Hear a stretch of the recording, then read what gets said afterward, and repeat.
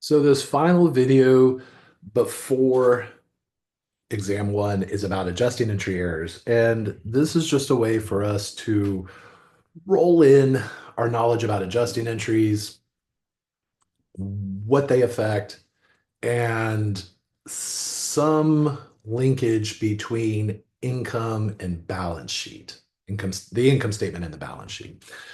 So the theme of these problems is that there was a mistaken entry made. For example, in this case, the company on November 1st took $114,000 from customers for 2 year subscriptions. And the company made this entry on that date where they debited $114,000 of cash and they credit sales revenue for $114,000. Well, this is a problem, right? The problem isn't with cash. Of course, we received $114,000 of cash. The problem is with this revenue because I can't record revenue until it's realizable, an apostrophe on the ITS. It is realizable, which means that I have the expectation of payment, reasonable expectation of payment.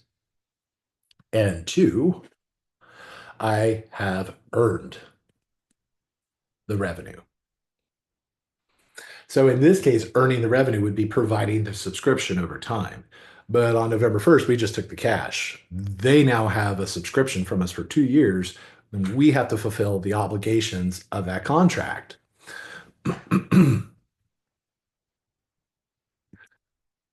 Sorry, I turn off my message alert there. So we have to do this work. We haven't done any on November 1st, so we can't claim this revenue until time has passed and we've provided our services. This really is a cash basis entry where if I receive cash, I record a revenue. But we're not under a cash basis system, right? We want to do an accrual basis accounting. Now, suppose that we don't make any adjustments for this during 20x6 or 20x7. So we just record this and that's it.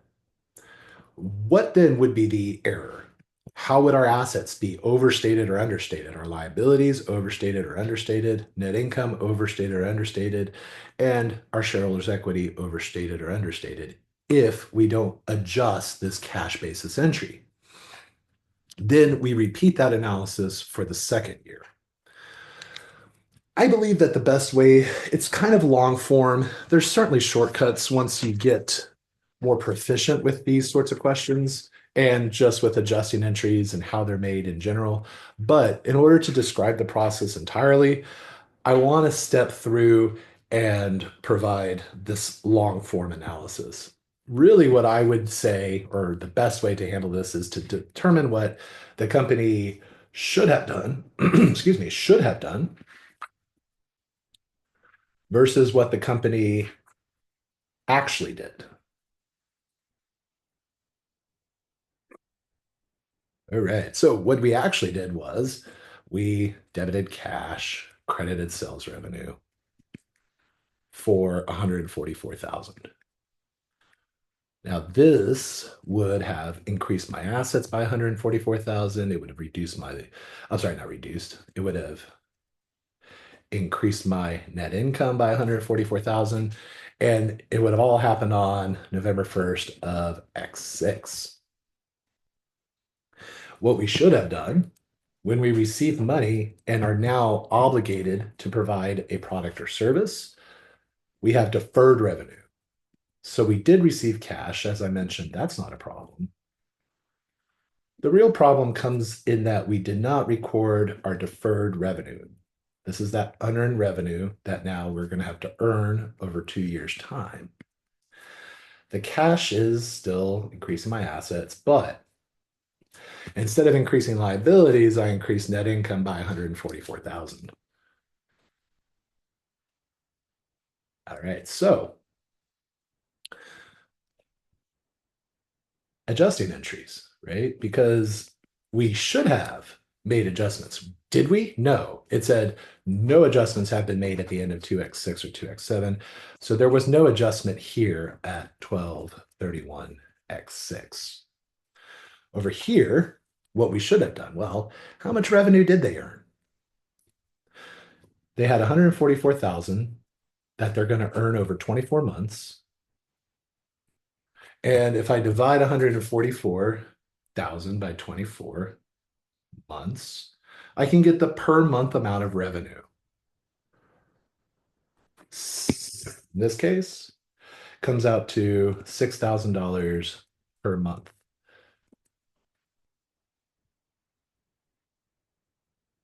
And how many months do we want to account for? How many months did we earn? How much revenue did we actually earn? Well, we started on November 1st, so we had November and December. That's 2 months, only 2 months of revenue. So we should have recorded $12,000.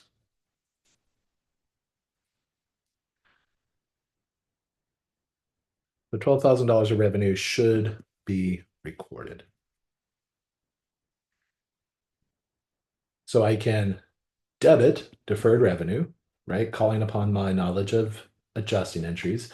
I have less obligation now, and I have more revenue. All right, well, where did these accounts end up? We reduced a liability here, and we increased net income here.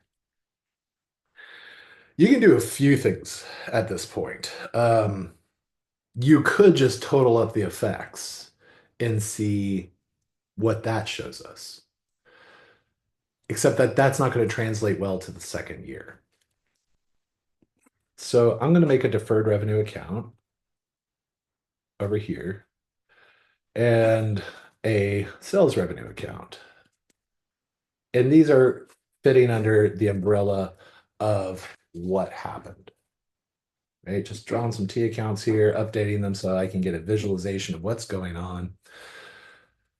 I have a deferred revenue. It started, I'm not sure what balance it started at. For this transaction, there was no balance. We entered in that much from this transaction.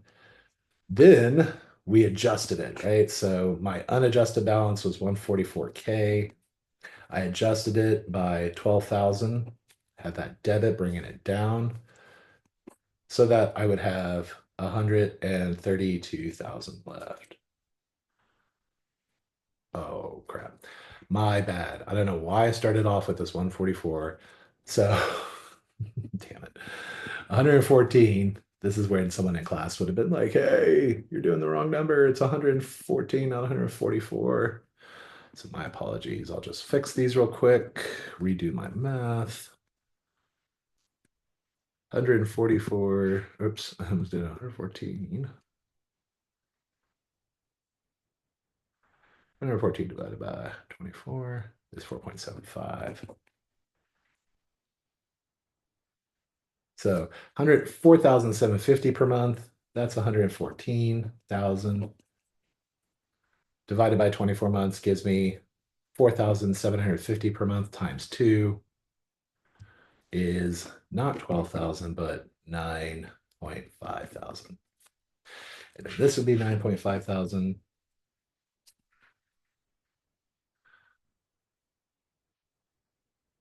That I reduced my deferred revenue by. So 100, and this would be 114. So this would become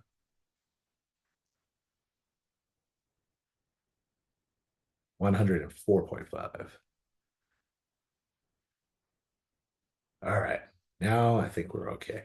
Just one more thing to change to fix it all. This is why, aside for me, because I write with a pen so people can see, you should use pencil, all right? Because once you screw up one thing, it tends to move, all right, throughout the problem. So our sales revenue with respect to this transaction was zero. It was zero up until the unadjusted balance. We adjusted it by 9.5. And now we have 9.5 thousand as my adjusted sales revenue. So this is what I should have in my accounts. But what do I have, right? Well, over here then, I don't have any deferred revenue, right? I never recorded deferred revenue, so it's at a balance of zero. And the sales revenue I recorded was pretty sky high. It's at 114,000. Okay. So this is what I did. This is what I should have done.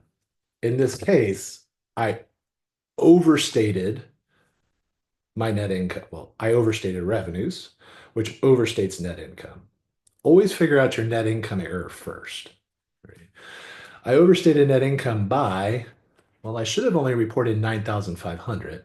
I actually recorded 114. So taking the difference between the two, 114 minus 9.5, gives me 104.5.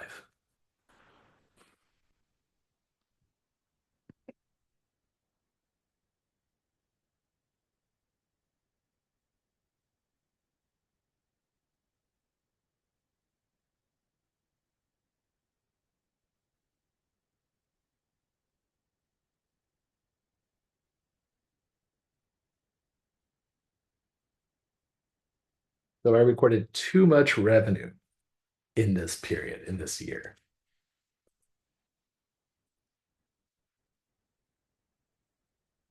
All right. My liabilities. I should have had $104,500 of deferred revenue, but I don't have any deferred revenue in how I actually did the entry. So I have understated my liabilities. I should have this much. I don't have any. So I've understated my liabilities by 104.5.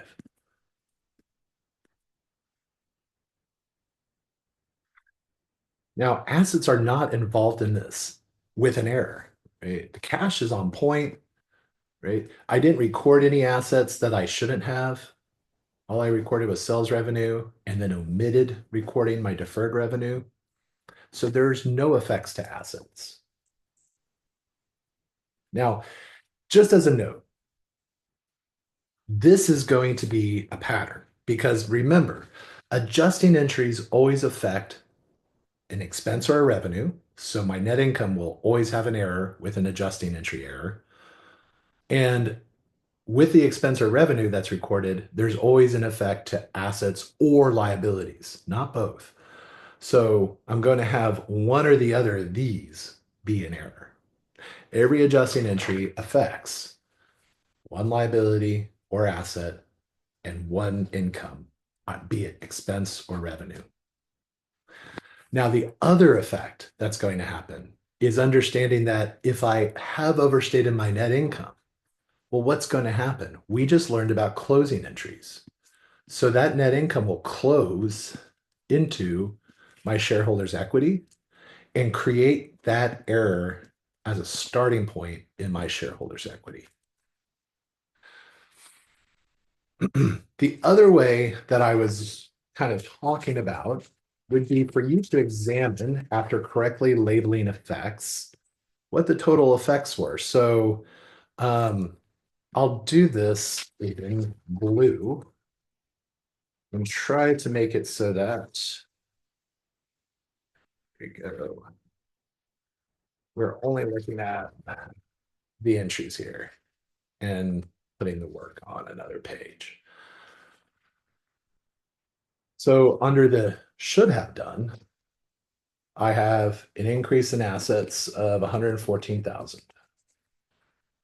I have an increase in my liabilities, 114, but then they got reduced by 9.5. So I'm just taking the difference, right? How much did liabilities move in net?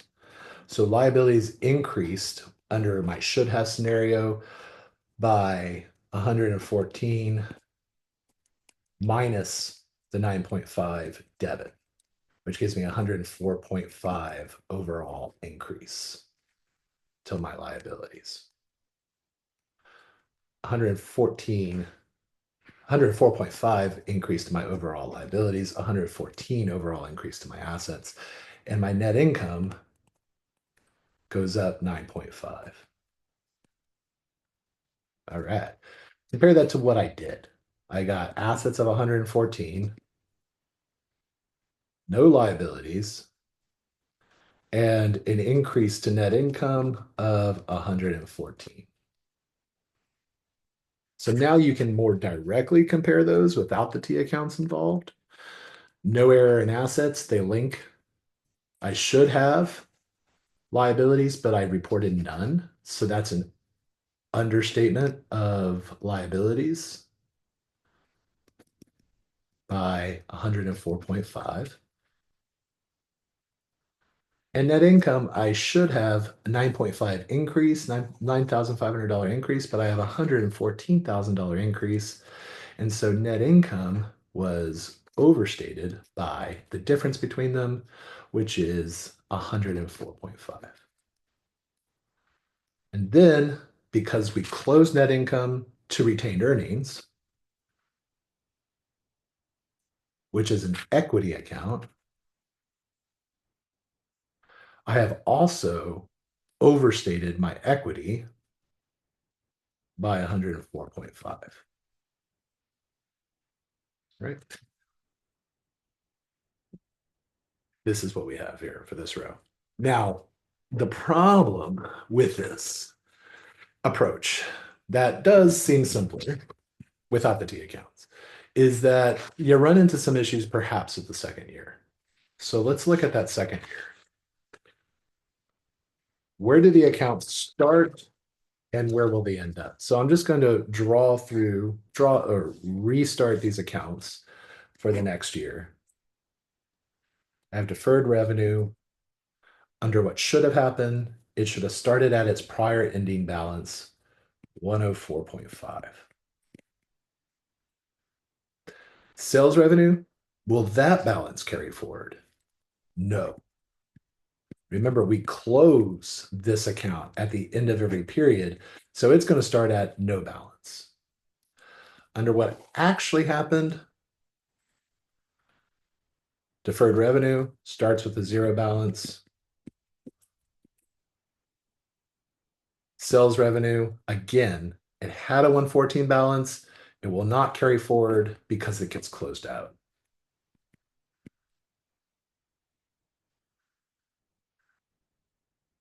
So again, I repeat this process and determine, well, what should have happened in that second year versus what happened?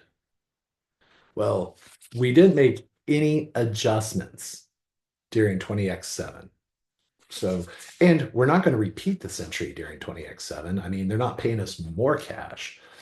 There's no revenue left to recognize because all the cash that came in, we recognize as revenue. So nothing actually happens at 1231 x7 here. Okay. What should have happened during 1231 x7?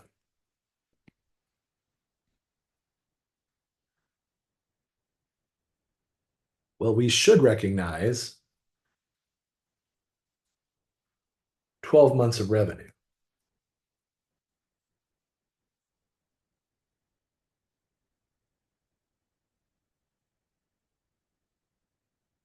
How are we going to do that? Well, we already know the per month amount of revenue, 4,750.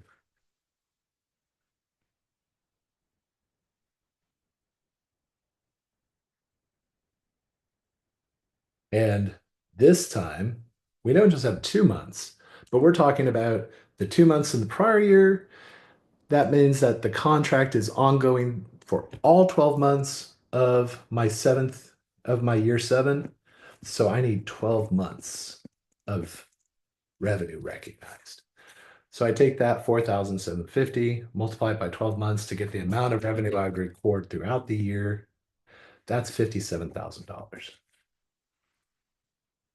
This will reduce deferred revenue. It'll increase sales revenue by 57,000. So our liability goes down as we're earning and recognizing by doing the work that we agreed to. This reduces my liabilities. This increases net income. Now, unfortunately, the answer is not just as straightforward as saying I have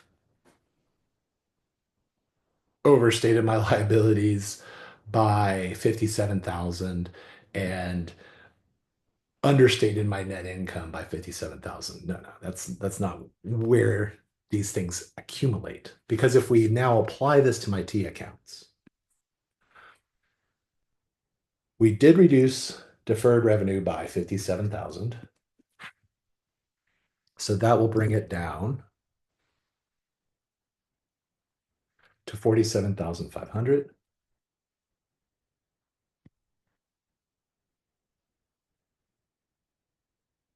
And I recognize sales revenue of 57.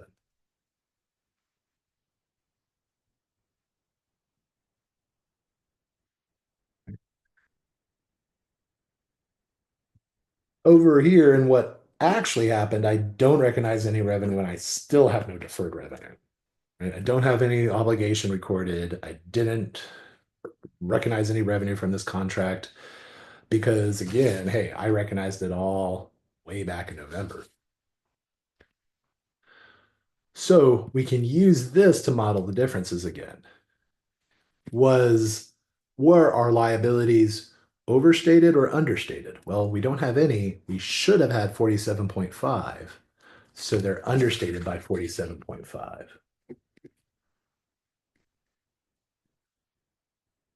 How about my net income? Well, I didn't record any in 20x7. I should have recorded 57,000 during 20x7. And that means that I have understated my revenues and understated my income by $57,000 in 20x7. Assets, still not a problem here. Know what you might be thinking. Oh, okay, well, he told me this closes into shareholders' equity, so it's just understated by 57,000.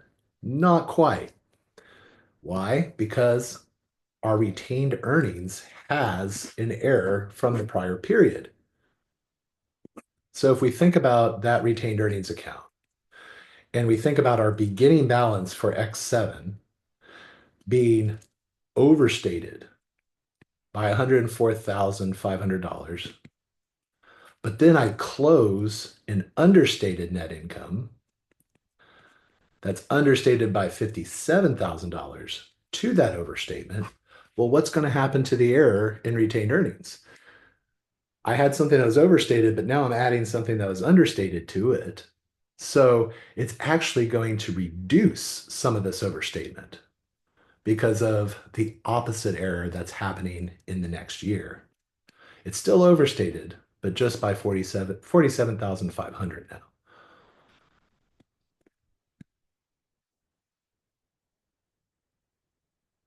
All right, so there's a lot going on here. It's asking you to synthesize your knowledge of adjusting entries, the classification of accounts in adjusting entries, and also deal with the idea that net income is always closed, which will affect our shareholders' equity, but that our shareholders' equity and retained earnings, the account within shareholders' equity that's actually changing, our retained earnings will keep an overstatement into the next period. Notice that when I tried that trick and I said, hey, you can't just say, well, um, we can't just say, well, liabilities went down 57,000. We didn't record anything, so we overstated our liabilities 57. We didn't though, because we didn't have any liabilities here. All right, well, how about the sales revenue? I should have recorded sales revenue, but I didn't. So I overstated income. I'm sorry, I understated income because I didn't record any by 57,000 when I should have recorded 57. So I understated it. All right, that one pans out. Why didn't the liabilities work? Because deferred revenue is a real account. It's a permanent account, a balance sheet account. It has some error still in it from the prior period. Same thing with this retained earnings. Retained earnings is a balance sheet account. It's not closed. So we closed net income with an overstatement here. Then we closed an understatement of net income. Well, those two have to be taken into consideration when we're determining where this error is at the end of it, at the ending retained earnings. There are two other problems like this in your extra problems, and I'm about to post two more for your practice. I'll key them, of course. I think this is a really good problem to tie it all together, to understand how the financial statements are working, And it's not easy. It's not going to be able, you can't really find a shortcut for it. I think a detailed analysis, really talking through the process, excuse me, understanding what you recorded and what you should have recorded, and then being able to compare those balances and come up with the idea of, well, was that overstated or understated? Carrying forward the balances that carry forward, like my liability account, like my retained earnings account, and not carrying forward the balances that shouldn't, like my sales revenue. Right? Try some of the other problems, check the keys, see how it works. And if you have any questions, please send me an email.